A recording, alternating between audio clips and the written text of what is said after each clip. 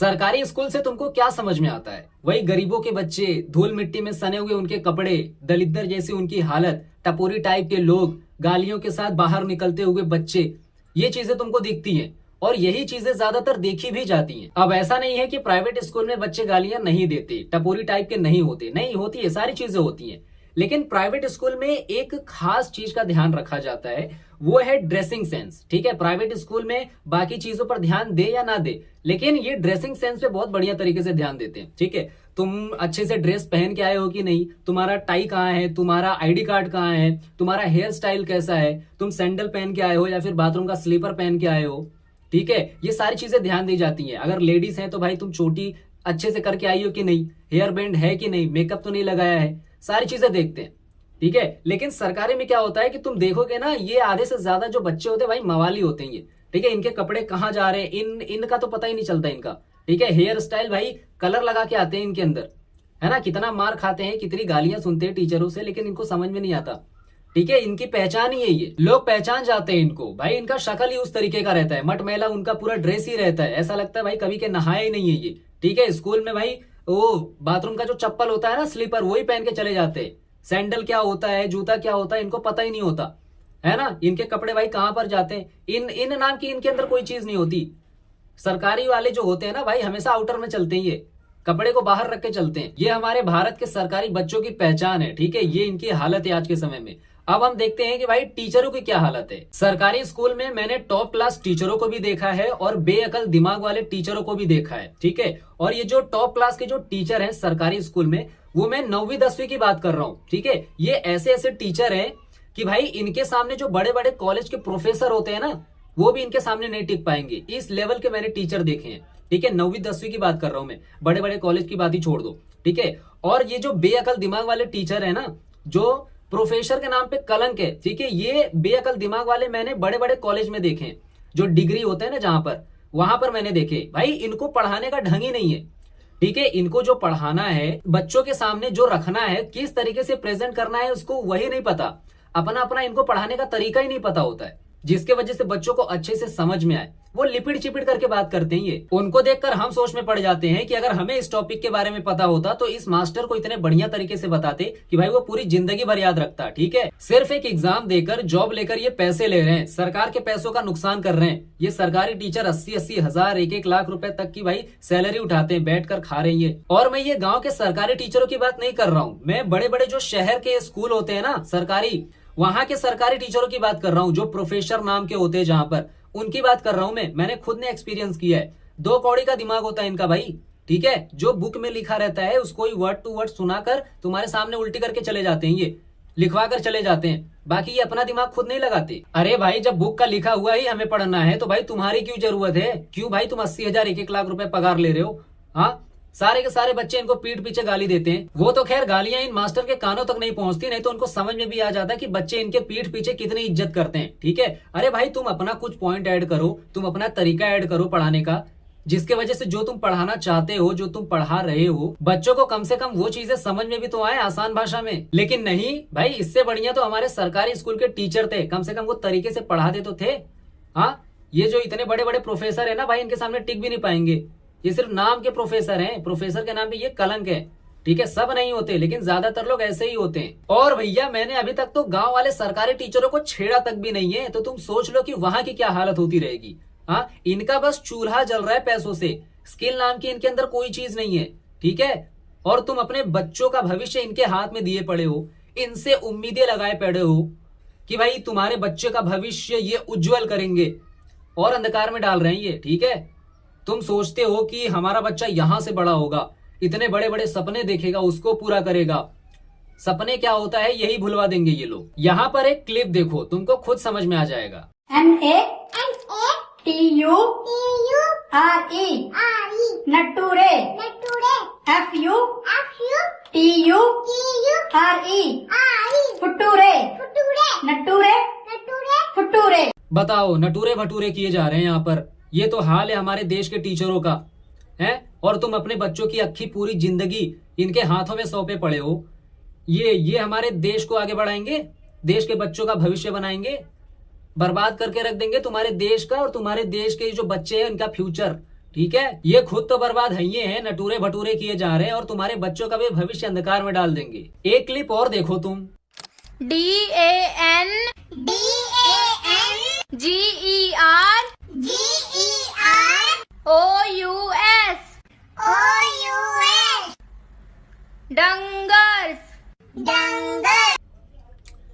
मैं यही सोच रहा हूँ कि पूरी जिंदगी भर किस बकचोद मास्टर से हमने इस वर्ड को डेंजर पढ़ा। बताओ, अबे हमें क्या पता कि भाई टॉप क्लास में डेंजर को डंगर पढ़ाया जाता है, हैं? अब मेरे जैसे कुछ और पागल रहेंगे, आप जैसे लोग, उनको भी यही लगता रहेगा कि हम भी किसी पागल मास्टर से ही भाई इसको डेंजर पढ़ते रहे आज तक, हैं? अब भाई मुझे नहीं पता था कि टॉप क्लास में जाने के लिए इसको डंगर पढ़ाया जाता है। बताओ, अब जैसे हमने डेंजर बना दिया वैसे इन्होंने डंगर बना दिया, कौन सी बड़ी बात है? अरे मजाक चल रहा है यहाँ पर। जिंदगी भर की भाई यहाँ पर मेहनत जा रही है, 20-25 साल इसमें जा रहे हैं एजुकेशन में, ये मजाक चल रहा है? बताओ, ये हाल है हमारे यहाँ। भाई तुम इस चीज को सीरियसली लो, मजाक चल रहा है यहाँ पर। पैसे दे रहे हो, तुम्हारी एनर्जी जा रही है, पूरा 20-25 साल तुम्हारा इसी में जा रहा है, सीरियसली लो इस चीज को, मजाक नहीं चल रहा है ये। अगर तुम एज अ पेरेंट हो, ठीक है, या फिर अगर तुम मेरी उम्र के हो, इस चीज को सीरियसली लो, ठीक है। वीक पॉइंट पर जहां पर आपको लगे कि मैं इस चीज में अटक रहा हूं, तुरंत उस पर एक्शन लो। इनके भरोसे मत रहो जिंदगी भर, तुमको बेकार कर देंगे ये, ठीक है, तुम्हारे फ्यूचर को अंधकार में डाल देंगे। 100% डिपेंड मत रहो ऐसे चीजों पर, क्योंकि आज के समय में हमारे भारत में एक बहुत बड़ी समस्या है।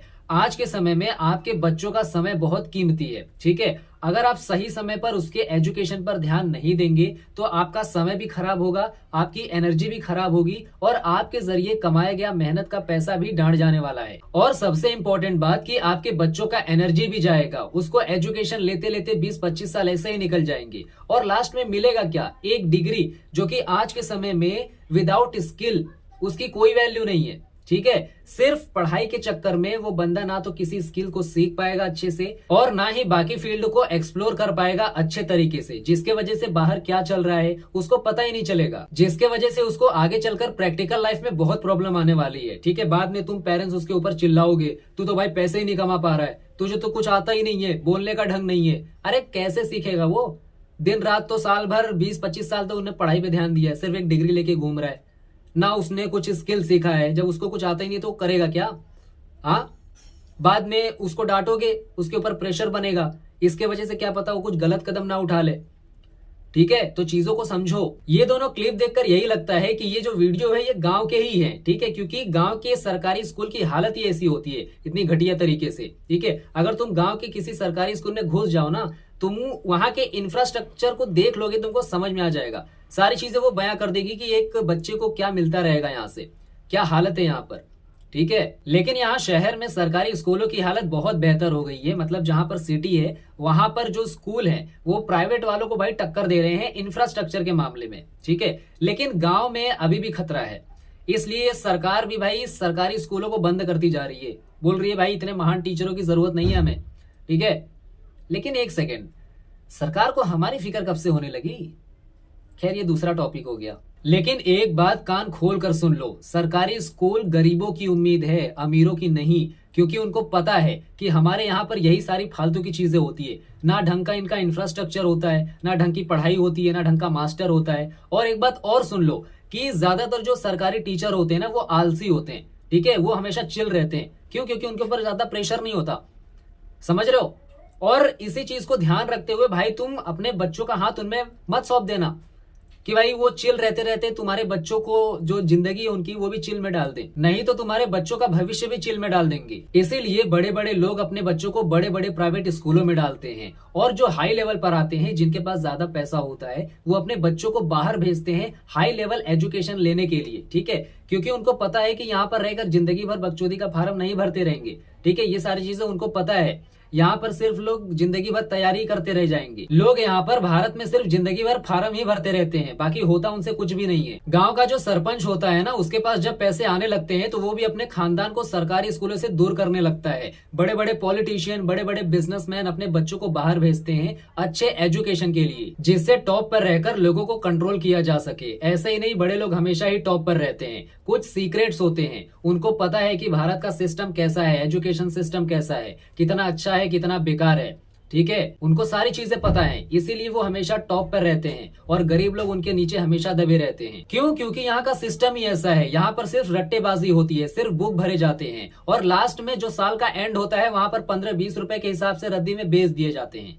ठीक है, ऐसा ही होता है ना यहाँ पर, जो पढ़ लिए, जो साल में 2-3 हजार का तुम बुक खरीदे रहोगे, 15-20 रुपए के हिसाब से तुम बेच देते रहोगे, बस खत्म हो गया काम। भारत में रहकर अगर आप चीजों को नहीं परखेंगे तो आपका हर जगह से सिर्फ नुकसान ही नुकसान होगा, क्योंकि आज के समय में हर एक फील्ड के बंदे यहाँ पर पैसे बनाने के लिए बैठे हैं। आपके पास अगर कोई भी परेशानी है तो उस फील्ड का बंदा आकर आपके प्रॉब्लम को सॉल्व करके आपसे पैसे निकाल लेगा, लेकिन आप और आपकी फैमिली पीछे रह जाएंगी। आप ना तो अपनी लाइफ में कुछ सीख पाएंगे और ना ही अपनी लाइफ में कुछ अप्लाई कर पाएंगे, जिसके वजह से आपको फेलियर का पता नहीं चलेगा कि भाई फेलियर क्या होता है, क्या चीजें वर्क करती हैं लाइफ में, क्या चीजें वर्क नहीं करती हैं, ये चीजें आपको समझ में ही नहीं आएंगी। ये चीजें अपनी लाइफ में होती भी हैं, जो कि इसमें सबसे ज्यादा समय जाता है। ठीक है, इसी चीज को हमें समझना पड़ता है, यही हमारे लाइफ का मेन पॉइंट होता है, जहां पर हम अपने आप को चेंज करते हैं, अपने लाइफ को हम चेंज करते हैं। लेकिन हमारे यहाँ पर लोग 25 साल तक 30 साल तक सिर्फ पढ़ाई पे पढ़ाई किए जा रहे हैं, बाहर क्या चल रहा है इनको कुछ पता ही नहीं चल रहा है, फर्क ही नहीं पड़ता भाई क्या चल रहा है, सिर्फ ये समाज वालों को देख कर चलते हैं। हमारे समाज में सबसे बड़ा कीड़ा है सरकारी नौकरी का। ये एक ऐसी चीज है जिसने हर एक युवा के माइंड को अंदर से खोखला कर दिया है,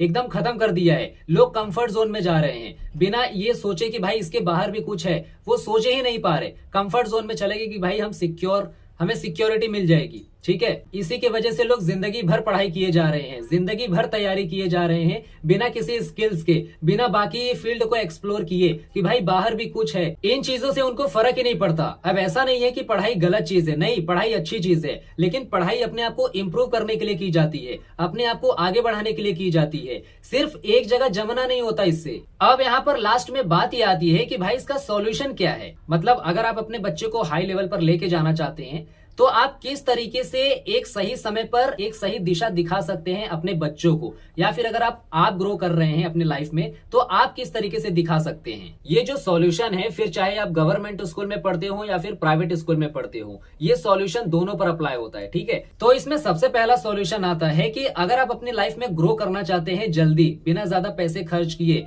बिना ज्यादा एनर्जी लगाए, ठीक है, तो आपको सबसे पहला काम ये करना है कि आपको इंडियन एजुकेशन सिस्टम पर 100% डिपेंड नहीं होना है। ये हो गया पहला सॉल्यूशन। इसमें दूसरा सॉल्यूशन ये आता है कि आपको 100% डिपेंड होना है, लेकिन सेल्फ एजुकेशन पर ऐसा क्यों?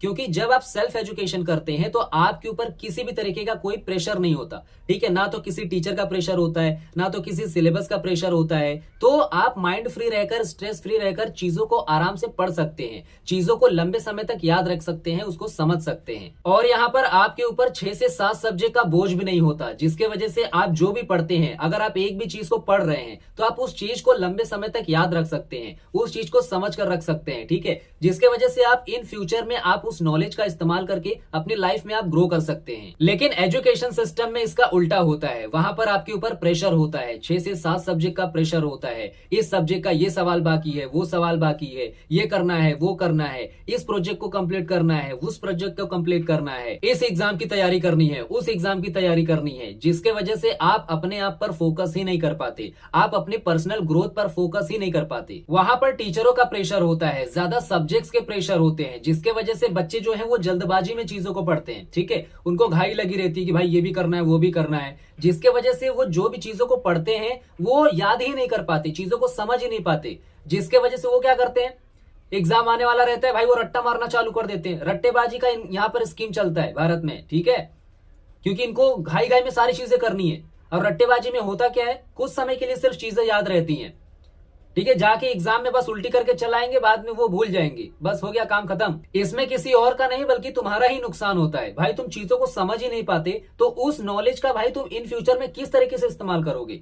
वो तो धरा का धरा रह गया ना, तुम्हारा तो पैसा चले गया, तुम्हारी एनर्जी चले गई, तुम्हारा टाइम चले गया, क्या मतलब इस चीज का? तो इसीलिए बाद में तुम निकलते हो इस सिस्टम से तो भाई इस सिस्टम को गाली बकते हो कि अरे ये इंडियन एजुकेशन सिस्टम हमें क्या देगा, कुछ नहीं दिया, वैसे एक डिग्री लेके घूम रहे। ठीक है, तो भाई बाद में गाली देने से पहले तुम अभी से ट्रेन हो जाओ। ये हो गया दूसरा सॉल्यूशन। इसमें तीसरा सॉल्यूशन ये आता है कि आपको एक स्किल्स पर फोकस करना है। आपको एक पर्टिकुलर स्किल्स को पकड़कर उसके ऊपर मास्टरी करनी है। ठीक है, अब मार्केट में किस किस तरीके के स्किल्स अवेलेबल हैं, इसको भाई खोजने के लिए आपको रिसर्च करना पड़ेगा। ठीक है, मेहनत करनी पड़ेगी। बैठे बैठे सारी चीजें नहीं होती। ठीक है, मोबाइल उठाओ, सारी चीजें सर्च करना शुरू करो तुम।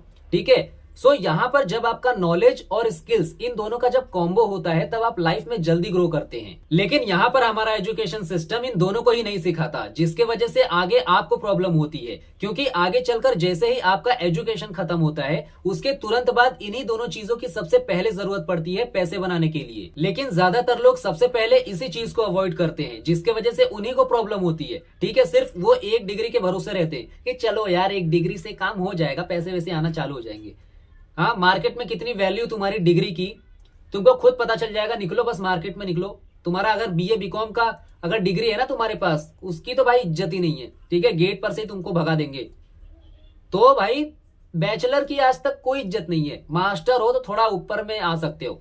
ठीक है, मास्टर किए हो, एमकॉम थोड़ा किए हो, थोड़ी सी इज्जत है ना। उसके साथ स्किल्स आएगी तभी रखेंगे। बोलेंगे नहीं भैया फ्रेशर को हम यहाँ पे नहीं सिखाते, सिखाने का काम नहीं हमारा, काम करना है। ठीक है, जब तुमको काम आएगा तब रखेंगे। आजकल के टाइम में कंपनी तुमको सिखाने नहीं बैठेगी। ठीक है, कुछ गड़बड़ कर दी है उनका तो भरपाई कौन करेगा भाई। तुमको सिखाते सिखाते बोलेंगे अरे यार ये क्या किस आदमी को बैठा लिया यहाँ पे। इससे अच्छा किसी ऐसे बंदे को हायर नहीं कर लेंगे जिसको सारी चीजें आती है, एक्सपीरियंस बंदे को। इसलिए आज के टाइम में स्किल सबसे ज्यादा इंपॉर्टेंट है, उसके साथ में नॉलेज भी। ठीक है, जिसकी वजह से एक्सपीरियंस रहेगा तुमको, तो तुम अगर एक क्लास कम पढ़े रहोगे ना तो भी तुमको वहां पर रख लेंगे। तो यहां पर स्किल्स और नॉलेज सबसे पहले चीज आती है। एजुकेशन ठीक है यार, एजुकेशन तो जिंदगी भर करनी है, लेकिन सबसे पहले स्किल्स जो सबसे पहले चीज है आपको पैसे कमाकर देगी, सबसे पहले उस चीज को सीखना है। ठीक है, तो ये बात ध्यान में रखना, इस चीज को अवॉइड नहीं करना, नहीं तो फिर झेलो तुमको ही झेलना है। तो इसीलिए आपको सबसे पहले basic knowledge, basic education, basic skills, basic behaviour, इनकी जरूरत है भैया आपको, इनकी। ठीक है, रट्टेबाजी की जरूरत नहीं है। रट्टा विट्टा मत मारो, जिंदगी खराब हो जाएगी तुम्हारी। अगर इस चीज को तुम अभी भी इग्नोर कर रहे हो तो भाई तुम्हारा फ्यूचर खतरे में है, तुम खतरे में हो। ठीक है, फिर मुझे नहीं लगता कि इतने देर से जो मैं चपड़ चूचा कर रहा हूं आपको आगे चलकर कोई और इतने डिटेल में चपड़ चूचा करता हुआ मिलेगा। ठीक है, तो इसलिए आप पहले ही समझ जाओ, पहले ही आप अपने समय को, अपने एनर्जी को, अपने पैसे को बचा लो। यही 3 चीजें बहुत ज्यादा इंपॉर्टेंट है। इनका अगर तुम फालतू में इस्तेमाल करे, बाद में अगर कोई रिजल्ट नहीं मिला ना, फैमिली में सबसे पहले कूटे जाओगे तुम। ठीक है, बहुत कूटे जाओगे, लाते घूसे पड़ेंगे तुम्हारे ऊपर अगर तुम आज नहीं समझे। क्योंकि तुमको जो फैमिली है तुम्हारी, लास्ट में उनको रिजल्ट चाहिए तुमसे। तो इसका जब सही इस्तेमाल करोगे तभी तो रिजल्ट मिलेगा। अगर नहीं मिलेगा तुम बैठ के देख लेना, तुम घर में तुम्हारी क्या हालत होगी वो तो बता देंगे तुम्हारे घर वाले। ठीक है, ये हो गया तीसरा सॉल्यूशन। अब आता है चौथा और आखिरी सॉल्यूशन कि भैया नॉलेज या एजुकेशन लेने के लिए तो बहुत सारी फील्ड हैं, बहुत सारी चीजें हैं, लेकिन हम किस चीज में जाएं, हम किस फील्ड की नॉलेज ले, एजुकेशन ले। तो देखो यहां पर सिंपल सा काम आपको क्या करना है कि आपको YouTube पकड़ना है, या फिर जिसको चैट जीपीटी इस्तेमाल करने आता है वो सबसे बेस्ट ऑप्शन है। ठीक है, क्योंकि वहां पर आपको पॉइंट टू पॉइंट सारी चीजें मिल जाती हैं। ठीक है, YouTube में आप भाई कितना ही वीडियो देखोगे, आपका नेट वैसे ही जाएगा। ठीक है, तो आपको चैट जीपीटी पकड़ना है। अगर आपको नहीं इस्तेमाल करने आता तो भाई आप YouTube से सीख सकते हैं। ठीक है, लेकिन आज के समय में ज्यादातर लोगों को आता है। तो आपको वहां पर सिंपल सा प्रॉम्प्ट डालना है। प्रॉम्प्ट मतलब जो आपको चाहिए उसके बारे में आपको बताना है। ठीक है, जैसे कि भाई मुझे एजुकेशन, स्किल्स या फिर जो भी नॉलेज है, जो भी आपको लेना है, जिस भी फील्ड में एंटर करना है वो कितने हैं। ठीक है, वो फील्ड कितने हैं वो आपको सर्च करना है अपने लोकल लैंग्वेज में। जो भी, अगर आप हिंदी में समझते हैं, अगर आप इंग्लिश में समझते हैं, तो आप प्रॉम्प्ट दे सकते हो कि आप मतलब जितने डिटेल में आप प्रॉम्प्ट दोगे उतने डिटेल में वो आपको सारी चीजें बताएगा। ठीक है, तो वहां पर आपको सारी चीजें मिल जाएगी। तो आप अपने कैटेगरी के हिसाब से, आपको जो पसंद आता है अपने हिसाब से सारी चीजें सीख सकते हैं, नॉलेज ले सकते हैं। जैसे कि आपका फाइनेंशियल नॉलेज हो गया, जॉब नॉलेज हो गया, बिजनेस नॉलेज हो गया, साइकोलॉजी हो गया, ह्यूमन बिहेवियर हो गया, लॉ हो गया, गुड हैबिट हो गया, माइंड कंट्रोल हो गया, हिडन सीक्रेट्स हो गया, आपके स्किल्स नॉलेज हो गए। तो ये इतनी सारी चीजें हैं। अगर आप पर्टिकुलर एक फील्ड में भी घुस जाते हैं ना तो आपको उसमें भी ले लंबा लिस्ट मिलेगा भाई। ठीक है, अभी तो मैंने बहुत कम बताए हैं, आप सिर्फ सर्च तो करो, मोबाइल तो उठाओ, 1.5 GB डेटा। भाई क्या करते हो तुम, रीले देखे जा रहे हो बस। कुछ करो, सर्च करो, बहुत सारी चीजें, बहुत सारे टॉपिक्स हैं, बहुत सारे फील्ड हैं। आप अगर उसमें घुसोगे तो आपका दिमाग खुलेगा कि भाई ये चीजें भी एग्जिस्ट करती हैं, मुझे तो पता ही नहीं था। ठीक है, तो जिसके वजह से क्या होगा कि आप लोगों से बहुत ज्यादा आगे निकल जाएंगे। ठीक है, आपका टाइम भी बचेगा, एनर्जी भी बचेगा, आपका पैसा भी बचेगा। ठीक है, और 1.5 GB भाई कहां उसमें पैसे जा रहे, 300 रुपए का रिचार्ज कर रहे हो तो उसमें इतनी सारी चीजें सीख सकते हो कि भाई कोई भी मास्टर तुमको बैठा के सामने नहीं सिखा सकता। ठीक है, 300 रुपए में बहुत सारी चीजें मिल रही हैं आपको। तो भाई शुक्र करो, ये मोबाइल है ना, वरदान है। अभी के समय में जो लोग मजे कर रहे हैं, जो अपना टाइम वेस्ट कर रहे हैं, आप उनसे कहीं ज्यादा आगे निकल जाएंगे। जिस बंदे के पास कुछ करने को नहीं होता भाई, उसको लगता है कि मेरे पास बहुत समय है। ठीक है, अपने आप को फ्री समझता है, बोलेगा कर लेंगे यार। ठीक है, सारी चीजें हो जाएंगी उसकी, ऐसा वो सोचता है, लेकिन ऐसा होता नहीं है। लेकिन यहां पर जब आप किसी भी चीज को सीखने के लिए निकलते हैं, उसके बारे में जानने के लिए निकलते हैं, एक्सप्लोर करते हैं चीजों को, तब आपके पास टाइम नहीं होता। ठीक है, तब आप फ्रेंड जोन होना कम कर देते हो।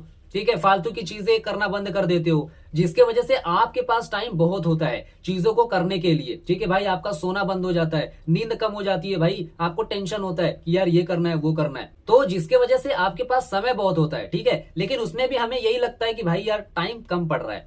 ठीक है, आप टेंशन में आ जाते कि अरे यार ये कैसे होगा, वो कैसे होगा, टाइम कम पड़ने लगता है, जिसके वजह से ही आप सारी चीजों को कम करना चालू कर देते हैं। जो फालतू की चीजें, उनको छोड़ना चालू कर देते हैं, आप सही ट्रैक पर आ जाते हैं। तो यहां पर रियलाइज आपको करना है कि आपके पास बहुत समय है, आपके पास कुछ भी करने को नहीं है, फ्री बैठे हैं आप, मोबाइल देख रहे हैं बस, तो भाई यहां पर आप गलत रास्ते पर हैं। ठीक है, लेकिन अगर आप अपनी लाइफ में कुछ कर रहे हैं, किसी भी नई चीज को सीख रहे हैं, स्किल सीख रहे हैं, एजुकेशन ले रहे हैं, चीजों को समझ रहे हैं, ठीक है, तो भाई इसका मतलब आप सही रास्ते पर हो, आप अपने सफर पर निकल चुके हो। ठीक है, सो यार इसके लिए कॉन्ग्रेचुलेशन, अगर आप अपने सफर पर निकल चुके हो। लेकिन यार उनके लिए भाई वो बेकार है जो भाई बैठे हैं अभी भी कंफर्ट जोन में है, वो सोचते हैं भाई हम सब कुछ कर लेंगे समय आने पर। आपका समय कभी नहीं आएगा। ठीक है, और ना ही आप कुछ कर पाएंगे। सो आप कंफर्ट जोन को छोड़ो। ठीक है, जब तक आप उसको पकड़ के रखे रहोगे आपका कुछ नहीं होने वाला। ठीक है, सो यार अभी भी टाइम है, टाइम गया नहीं, जो टाइम गया वो गया, लेकिन अभी भी बहुत कुछ बचा है। आप जब तक बैठे रहोगे तब तक कुछ नहीं होने वाला। आप अपना फोन उठाओ, हाथ उठाओ, दिमाग लगाओ, कुछ तो करो। सो यहाँ पर हमारा पूरा सॉल्यूशन खत्म होता है और वीडियो भी एंड होता है। आई होप आपको सारी चीजें समझ में आई होंगी डिटेल्स में। ठीक है, सो बाकी हम फिर मिलते हैं नेक्स्ट वीडियो में, तब तक आप हंसते रहिए, खेलते रहिए और मुस्कुराते रहिए।